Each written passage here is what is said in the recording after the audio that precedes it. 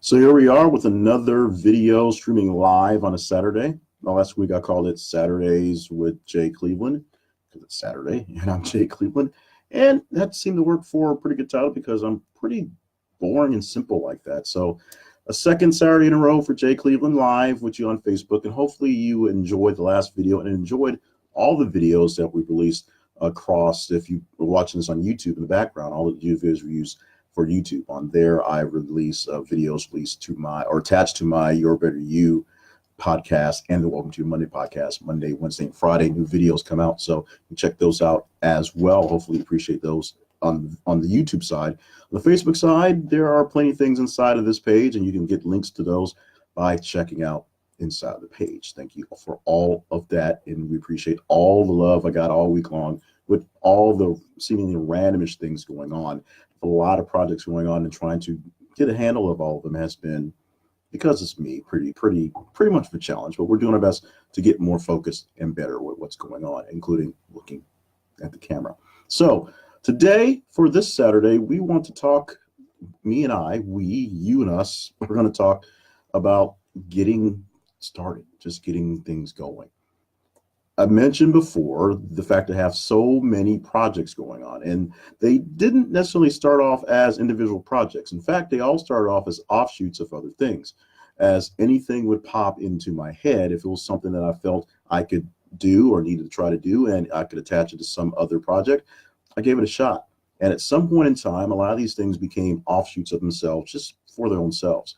I got into writing books, and I wrote published six of them, and I have some in the works because I wanted to know about the process of writing books, so that when I got a chance to write the better book that I've been mulling in my head for a while, I'd know what the process was. The books are of varying different topics, but books are still a part of the messaging, the media stuff I'm doing. I talked about last week producing 10 different podcasts for 18 different pieces of audio a week. And this week, I intended to actually add up how many actual hours that was. I haven't quite got to that yet. It's a busy day, to be honest. But there's a lot of things going on that may seem like offshoots of everything else, but many of the podcasts are just various variations of other things. They are basically offshoots of things that I'm interested in, and to turn them into something I could use them for, media, I just take some interest and go with that. I recently relaunched a fitness and health style podcast, which is based on me needing to be better in my fitness and health. And from that, all the writings and all the stuff I'm doing to make that work turns into something I can turn into extra content. The podcasting course, which I am creating right now, putting online in hopefully about 3 weeks, is basically coming about from my 10 years. I realize I've been podcasting for over 10 years. And so I've got that knowledge. I want to be able to share that with people and hopefully use that as a second, third, fourth source of revenue inside the media company. So for that, a podcast about podcasting was grown. Very short, very simple. That came out as well. All the other things I basically do, the personal development stuff I started off with 10 years ago, basically came about from me reading so much personal development and doing so much and needing it, to be honest. So I turned it into something I could use and go forward with. So that's basically how all the stuff started, bits and pieces. Now, 10 years ago, when I wrote my first newsletter, which was poorly spell checked and just kind of just, blah, to be honest, I didn't know how deep I'd be going into media at the time. In fact, I didn't know I'd be going back into media or deep into media at all, but it was just a start. It was just a placeholder in some cases. It was just a way to get things going, to get things moving. You don't really know where things are going until you get started. And if you have an idea, most of the times you have an idea that's mostly towards the tail end of perfection. To be honest, a lot of times I come with an idea and I instantly start thinking, I need to make some space in my trophy case, because when I get that Nobel Prize, it's got to go right here. And that comes from the beginning of the idea. I overthink things, I overshoot things. I assume that whatever it is I'm going to do is going to succeed. Now I assume that, so trophies are a bit big. But anything that doesn't literally blow up in my face and kill me, some of those things have, is a success because I learned something and survived through it. That is essentially how things work out. It's a great way to get things going, a great way to get things moving, great way to get things just pushing, because You don't really know where you're going until you get started.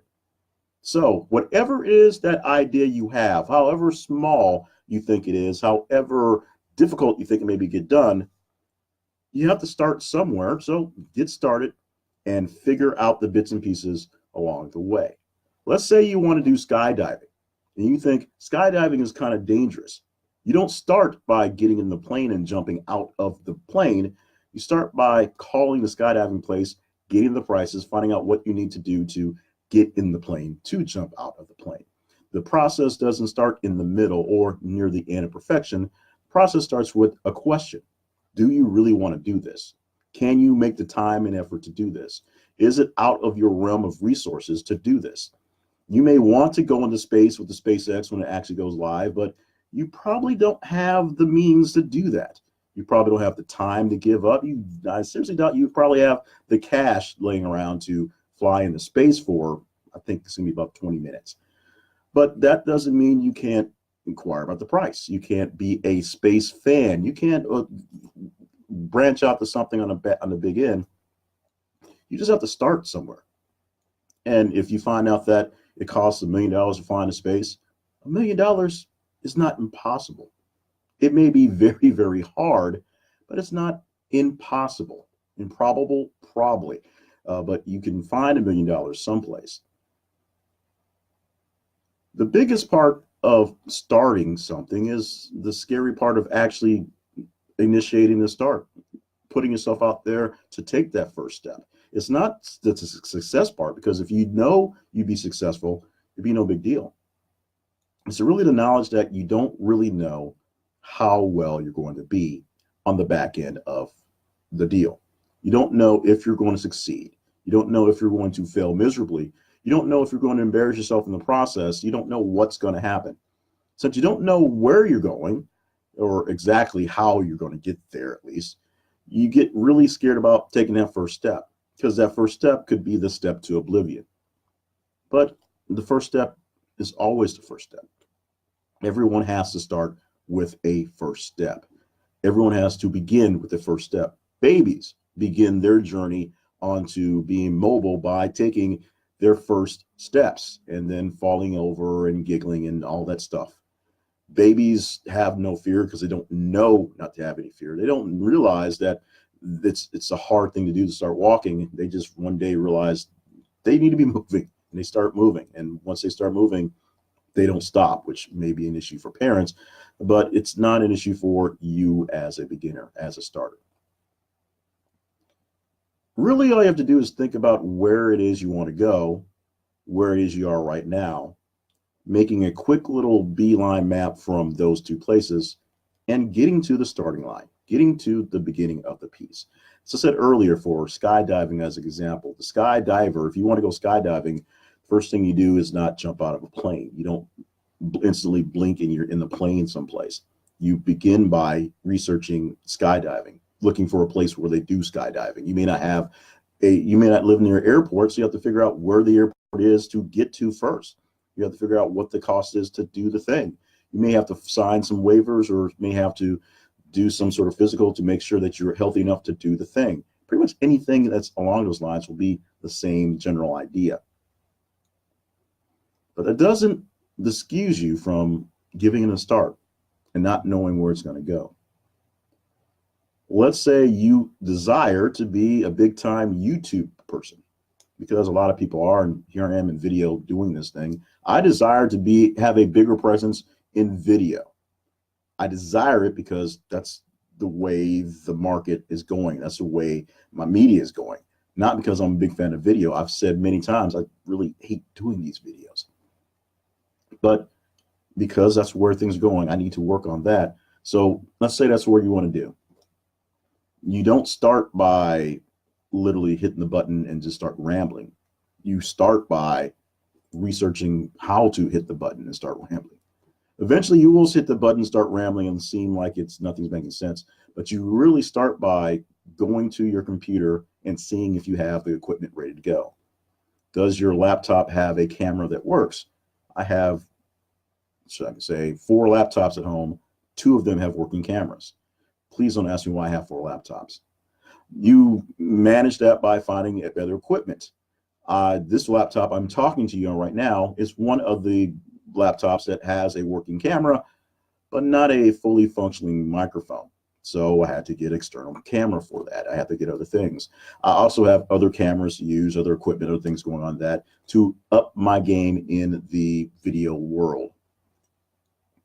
And as I said, I'm reluctant to actually start that, but it was something that I was more or less pushed to do, so I had to get onto it. This video right here is a large step towards the end, towards mastering the video world, for being a big time video star, doing this and doing it live. It actually kills a few birds with one stone. One of the things that I've been working on with doing my podcasting for a while and doing my audios and doing those things is working on 20-minute monologues. So for all guys out there who are popping in live, and I thank you so much for doing that. I haven't really acknowledged anyone yet. I will towards the end. So please stick around so I can say hey, because this is also me practicing a 20-minute monologue. So the video going 20 minutes is one thing. Doing the video is something else. Not freaking out because I don't like the way I look. I don't like the glare of my glasses. You know, I got the brick background in the back for the green screen because, you know, I don't have a really nice looking place to do my stuff. All those things are things that can be fixed or things that can be overlooked in the case. I could have just hit the camera on my phone and did this thing. But there was a beginning, and it was literally putting my phone into a selfie stick and wandering around and doing that for a while, then putting on a tripod, then trying these things, then doing daily videos and writing scripts for various projects I have, so I had something to say. Now to the point where I'm working on a full 20 minutes on the video and trying to not freak out. Doing new things are hard. Doing hard things are difficult, and getting to the difficult points in time take time. They are a stretch, and stretching out is something that's important.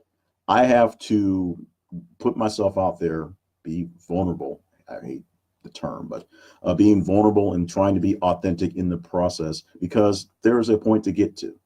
I want to do more speaking in general, so I need to do more speaking, some to myself, some to the world, and hopefully coherently at longer stretches of time. Right now, my longest free-form podcast, is not really free-form because it is scripted and timed, is 10 minutes. Well, it goes about 30 minutes, but it's a 10-minute script, the 10-minute life lesson podcast. At 1 minute into the recording, I start talking with my notes, and at 10 minutes, I stop. Then I wrap up with little things at the end from there. That's how all that works through. But right now, that's the longest actual piece I get to do on a grand scale, for the most part.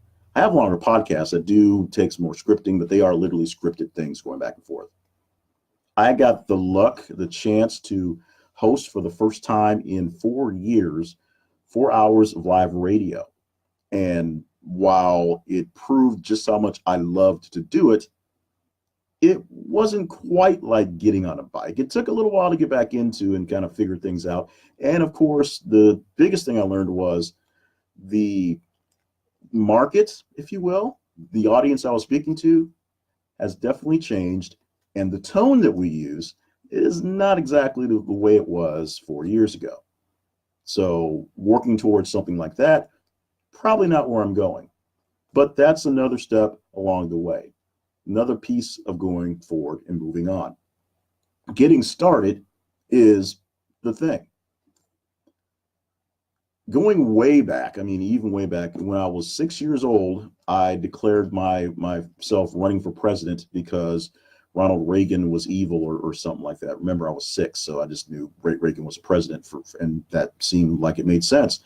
From there, my goals have definitely went down deeper, lower and lower. But the biggest thing I've never was able to shake was the fact that I really wanted to be a DJ on the radio. I really wanted to talk on the radio. That turned into talking on the radio, communicating with people, and doing larger form items of talking communications. And that's exactly where I'm going. I'm still trying my best to be a media mogul, do my media thing, all the stammers and steps and all stuff aside. But every single thing that was started became a little piece to go through. I started being more vocal on air because I was forced to when I started doing traffic reports. And oddly enough, 10 years or so after I stopped doing traffic reports, maybe 8 or so years, stopped doing traffic reports, people still recognize my voice from doing traffic on the radio. That's the biggest thing I've done in my lifetime, is doing traffic reports. And I'm glad for that. I had to learn the lingo. I had to learn the timing. I had to deal with program directors who said, no, I need you to talk for less than 8 seconds when you can't get anything out in 8 seconds. Dealing with those things, learning how to work on that end. From there, I learned how to do the radio stuff and do actual bits and pieces, do long form things, do some reporting here, do some stories, make things work on longer edges. I've done some speaking, but it's been kind of shaky, but that's where I'm going. So it's more or less along those lines as well. It's taken lots of starts and stops and starts and stops for me personally. And I'll be totally honest, I am nowhere near where I thought I was targeted to be just a few years ago. Serious setbacks means you have to step back and restart again, which is also another thing. But it all comes down to deciding you want to do it and making the start, stepping up, being in the moment and going from where you need to get to, and just dealing with the fact that that point where you start is extremely far away from the point where you're supposed to end up. And you may not even end up in that point. You may end up detoured somewhere else into something that's not what you figured. And sometimes it's something totally different. But it just, the way the cards are flipped, take you from a left to a right or right to a left.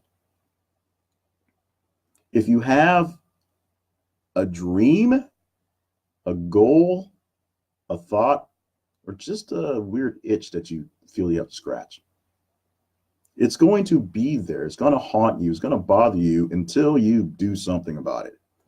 You either find a way to completely give it up, which, trust me, it's really hard, because I completely gave up broadcasting until I fell back into it after leaving college, or you give it a shot. Now, granted, the maxim that people say that, try or you'll never know how you did. Trust me, sometimes trying, you come out and find out that you really, really, really don't want that thing you wanted. It was a bad idea to try, and it does move you off course to something else. But if it's something that you really want to do, something that keeps burning in your heart, something deeply desired, just start. Just start. I have no idea how I'm going to get somebody to pay me, cut me $1 million check for me rambling on for hours at a time, but I'm still working towards that. I started by stepping into a radio station 5 years after giving up after college and playing gospel albums and church programs on Sundays. That turned into producing things on Sundays for live shows, to producing shows on Saturdays and weekdays, turned into doing traffic reports and doing fill-in reports on the news. Turned into doing sports reports every day on the news, turned into doing a lot of other things, including hosting on the actual radio in prime time, which oddly enough is not really prime time, it's the afternoon. Hosting, literally launching a news program to be ill-fatedly killed without very much fanfare, but given the rights and the reins to launch something brand new, not knowing where it was going to go, having it last for all of 12 weeks and watching it go, but giving that chance. Launching one podcast because being frustrated with hearing other things, turning into more and more and more and more and more. Maybe too many, but each one of them starting for a specific reason. Each one is more time I get to test my voice, practice my voice, talk my diction. Talking to a video screen with a fake brick wall behind me for 20 minutes because I need to have more chances of talking. And I need a chance to talk to actual hopeful audiences, not just in the room with the microphone to myself, which I think I'm pretty good at because I can manage that. It's this stuff that I need some work on. And my goal is to do more of this in front of actual people with less fake backgrounds. Step by step, moment by moment, it begins with having an idea. Every large thing has a start way down the line. Every step in that thing has a start somewhere in the middle. And even when you get to that right there before you get to that part that you're calling the brass ring, if you will, the end, the finale, the big thing you're reaching for, you've got to take a breath and start there. Reach out, make a move, take a swing, take the shot, run the route, be there. If you've got a notion, if you want to be a big media star, if you want to be a small musical star in your venue, if you want to speak more, if you want to have your voice heard, if you want to run for office, lower, higher, whatever, look at where you are right now. Look at where you think you want to end up. Look at a little course, plot a small course from here to there, and just get started. You can figure out all the big things along the way, because trust me, there'll be plenty of things you didn't know are a problem well into the process of getting there. So as you find those problems, you figure them out. Just get started and work all the issues along the way.